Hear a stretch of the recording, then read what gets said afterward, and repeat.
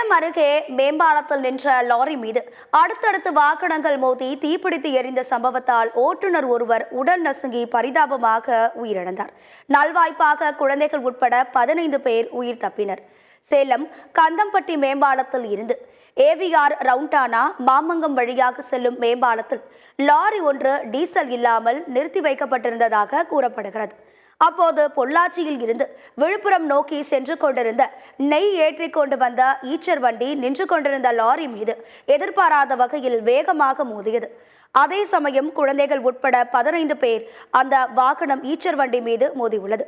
இந்த விபத்தில் ஈச்சர் வண்டி ஓட்டுநர் உடல் நசுங்கி சம்பவ இடத்திலேயே உயிரிழந்தார்.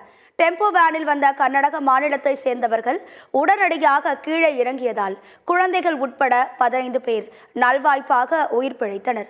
இருப்பினும் 10 பேர் காயமடைந்தனர். அவர்கள் அனைவரும் இறங்கிய சில நிமிடங்களிலேயே டெம்போ வாகனம் தீப்பிடித்து எரிந்தது. தகவல் அறிந்து வந்த போலீசார் மீட்பு பணிகளில் ஈடுபட்டனர். இந்த விபத்தால் பெங்களூரு தேசிய நெடுஞ்சாலையில் போக்குவரத்து நெரிசல் ஏற்பட்டது.